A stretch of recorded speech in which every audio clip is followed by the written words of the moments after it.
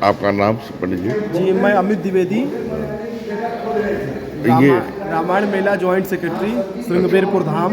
अच्छा अच्छा। और श्रृंगबेरपुर धाम में हम सब लोगों के द्वारा जिस प्रकार से देखते हैं, यहाँ पे रामायण मेले का आयोजन विगत 35 वर्षों से किया जा रहा है। मैं शायद मेरा जन्म नहीं हुआ था तब से हमारे पिताजी वगैरह मतलब सभी लोग इस संस्था से जुड़ करके सारे कार्य करते रहे। एक हम लोगों के मन में ये आया कि हम लोग किस प्रकार से इस स्थान का, क्योंकि भगवान की यह धरती जिन्होंने जगत को राम दिया, जगत को कल्याण के लिए राम भगवान की उत्पत्ति हुई, और इस स्थान का कोई नाम नहीं जानता था, कोई वो पहचान नहीं थी। लोग सिर्फ रामायण में पढ़ते थे कि सीता सचिव सहित दो भाई श्रृंगबेरपुर पहुँचे जाई, और रामायण जैसे रामायण ख़त्म, लोग रामायण को प्रणाम करने के बाद, सिरधार करने के बाद उसको रख दिया करते थे। स्थान कोई आने का नाम नहीं होता था। हम सभी लोगों ने जिस प्रकार से गंगा मैया की सेवा करते हुए, यहाँ पे रामायण मेले का आयोजन करते हुए, प्रभु से निवेदन प्रार्थना करते हुए कि प्रभु इस स्थान का भी वो हो।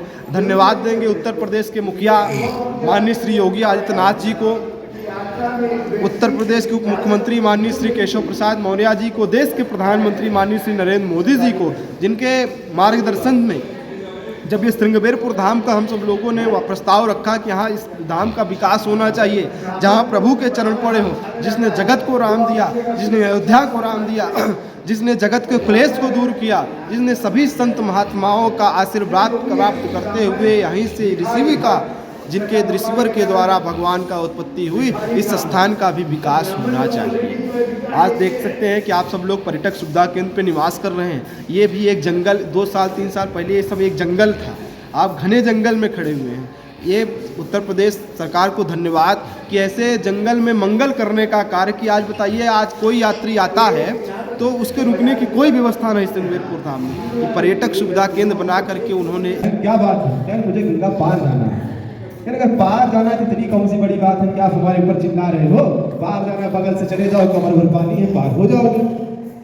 कहे नहीं, मुझे तुम्हारी नैया से पार जाना है। राम जी ने कहा कि मुझे तुम्हारी नैया से पार जाना है, केवल भैया आप हमको पार लगा दीजिए।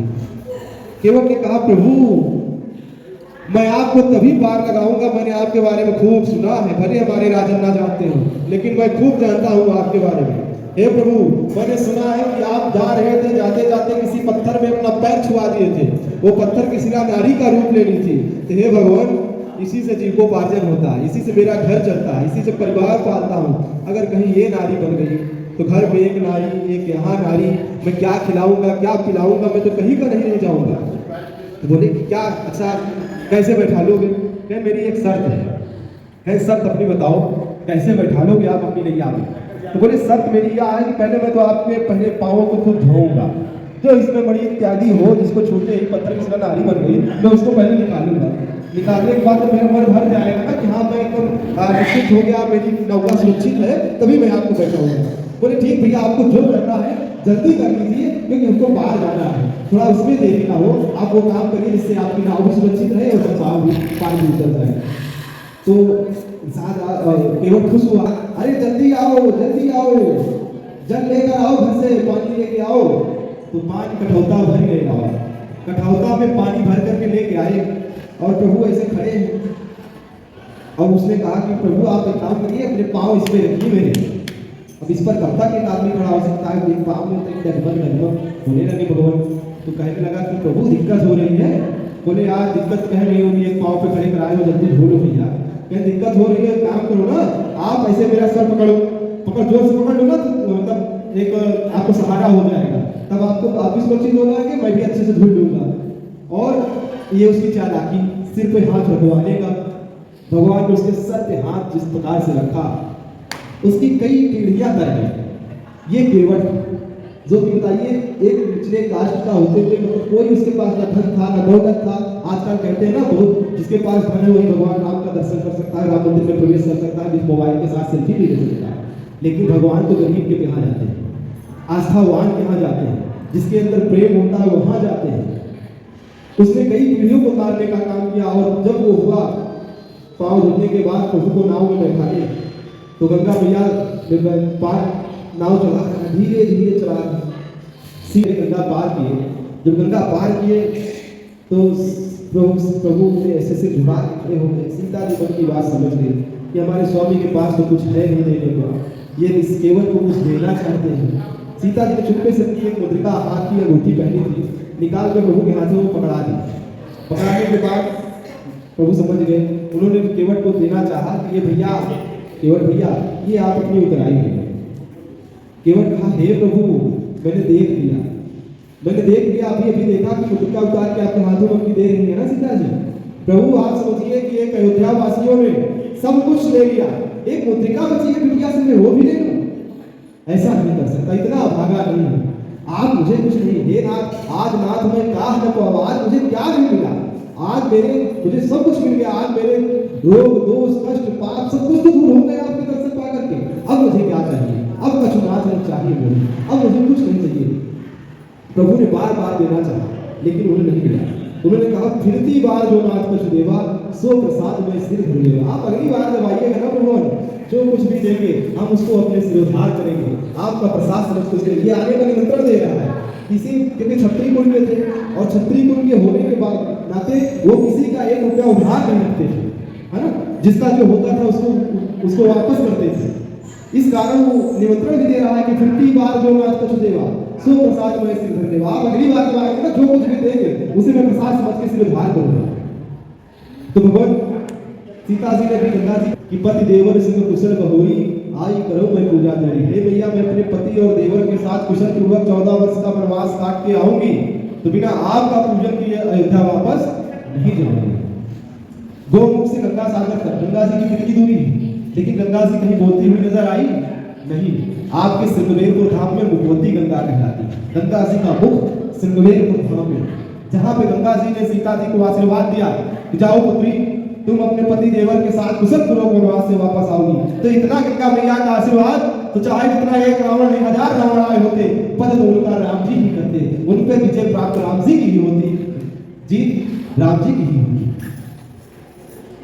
प्रभु फिर आगे चित्रकूट प्रयागराज गए, भरद्वाज गुरु जी के आश्रम। इस प्रकार होते हुए चित्रकूट जब गए, चित्रकूट में पहुंचे, इधर पैरों में लेट गए, भैया बहुत बड़ी गलती हो गई, अपराध को क्षमा करिए। मेरे ना रहने के बाद मुझे ये नहीं पता था, मेरी इसमें कोई गलती नहीं है कि मेरे नाम का इतना बड़ा वो हुआ, आपको मेरे द्वारा कष्ट हुआ, मुझे क्षमा करे भगवान, क्षमा करे भगवान, क्षमा करे। राम जी ने कहा, अरे भैया इसमें कौन सी बड़ी बात, तुम पहले उठो, रोना धोना बंद करो। बार बार उठने के बाद भरत जी के विनती के बाद राम जी ने नहीं माने, तो भरत जी ने उनसे कहा, भैया अगर 14 वर्ष से एक दिन भी ज्यादा हुए तो आप अपने भाई को फिर पाएंगे, मैं अपने प्राणों को त्याग दूंगा, फिर आप नहीं देख पाएंगे कि आपका कोई भाई भरत था। नहीं, मैं नहीं सहन कर पाऊंगा कि आप 14 वर्ष से एक दिन भी ज्यादा है। तो बोले नहीं, मैं 14 वर्ष से पूर्ण होगा और मैं आगे चल पादुका ली। हाँ भैया, एक चल पादुका को दे दीजिए। उनको लेकर के सिर पर रखते हुए वहीं से चित्रकूट से सिर पर रखते हुए अयोध्या गए, और अयोध्या पहुंचने के बाद राज सिंहासन पर रख दिया चरण पादुका को, और 14 वर्षों तक राजा राम नहीं उनकी चरण पादुका राजी। भरत जी भी राजा नहीं बने। जब जब अयोध्या में कोई संकट आता, भाई भरत जी नए थे, पिताजी का उनका निधन हो चुका था, दशरथ जी खत्म हो चुके थे, और जब जब अयोध्या में कोई दिक्कत आती तो भरत जी जाते थे चरण पादुका से, बोलते थे भैया आज ये संकट आया है और मैं इस संकट के बारे में मुझे क्या करना चाहिए, कैसे इसका कार्य होगा, कैसे ये बड़ा कैसे चलेगी, मुझे नहीं पता, आप ही बताएं। चरण पादुका से आवाज आती थी, मेरे प्यारे भाई भरत तुम ऐसा काम करो और ये काम करो तो अच्छा होगा, ये विपत्ति टल जाएगी। हम बता सकते हैं कि यहाँ पे रात्रि शयन का अपना एक बड़ा महत्व है। भगवान राम बताइए, उसकी सैया में राजमहल में राजा के बेटे होने के बाद भी उन्होंने माता पिता के वचनों का पालन करने के निमित्त उन्होंने उसकी सैया में शयन किया। यहाँ शयन कोई भी यात्री, हम तो देखते हैं गेस्ट हाउस चला रहे हैं, लोग आते हैं कहते हैं भैया कोई चीज आया, कहा भैया रात रुकने की व्यवस्था हो जाएगी क्या हमारे पास, हम इसीलिए हमने ज्यादा पेड़ नहीं बना। स्वामी श्री राम भद्राचार्य जी की गवाही मात्र से हम सब लोग तो देखने वाले हैं ना, कितने वकील देखने वाले साक्ष्य प्रकट किए, कोई किसी की बात नहीं मानी गई। जन्मान अंधे होते हुए स्वामी श्री राम भद्रा जगत गुरु राम भद्राचार्य जी महाराज जी की बात सुन करके उन्होंने जज ने फैसला किया।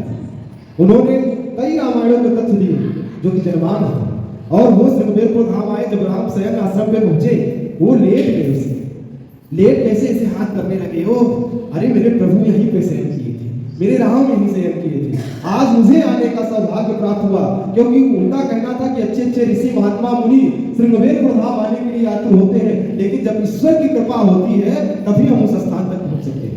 भाई ईश्वर चाहेगा, बिना ईश्वर के कहा जाता है, हम सभी लोग मानते हैं ना कि ईश्वर है, बिना ईश्वर के मर्जी के एक पत्ता नहीं मिलता, हम सभी लोग मानते हैं। बिना ईश्वर की मर्जी के हम उनके स्थानों तक पहुंच भी नहीं सकते।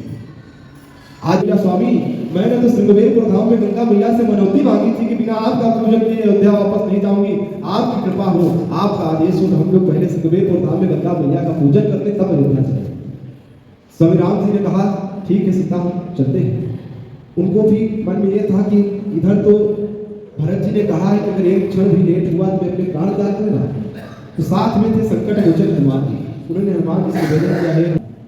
हनुमान जी ने उनको प्रणाम करते हुए, जैसे कि बताइए राम जी प्रयागराज से 35 किलोमीटर श्रृंगवेरपुर धाम उनका विमान आया, हनुमान जी के इतना तेज विमान, वो तुरंत वहां से अयोध्या पहुंचे, भरत जी को बताया, भरत जी खुशहाल हुए, वो दौड़ते दौड़ते महल से बाहर आए, बाहर सबको बताने लगे भैया आने वाले हैं, भैया आने वाले हैं। हर घर सज रहा है, हर घर में झालर लटक रही है, हर घर में दिवाली जल रही है, हर घर में फूलों से सजाया जा रहा है, हर द्वार को फूलों से सजाया जा रहा है कि मेरे भैया आने वाले हैं, मेरे प्रभु आने वाले हैं। इसीलिए दिवाली मनाई जाती है। और भरत पहुंच जाए और श्रृंगवेरपुर पहुंच जाए तो राम जी बोले कि ये बात हो है भैया, बोले प्रभु मैं हो आया, भरत भैया को भी बता दिया कि आप पूजन करने के बाद आए हैं। उन्होंने राम जी ने कहा कि हनुमान तुम थक गए होंगे, बड़ी दूर की यात्रा करी हो, थोड़ा सा तुम सहन कर लो, हम पूजन करके इसके बाद चलते हैं।